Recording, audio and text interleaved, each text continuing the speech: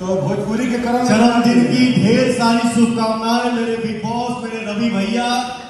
मैं यही चाहूंगा, भगवान से यही प्रार्थना करूंगा, मेरे भैया के चेहरे की मुस्कुराहट जो है वो आजीवन बरकरार है। Love you. आज तुम लोगों ने बहुत सुंदर आओ रे छक्का।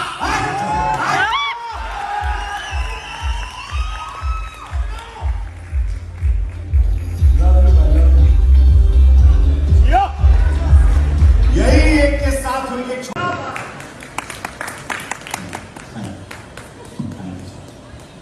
तो भोजपुरी के कर्म जन्मदिन की ढेर सारी शुभकामनाएं मेरे बिग बॉस, मेरे रवि भैया। मैं यही चाहूंगा, भगवान से यही प्रार्थना करूंगा, मेरे भैया के चेहरे की मुस्कुराहट जो है वो आजीवन बरकरार है। Love you. आज तुम लोगों ने बहुत सुंदर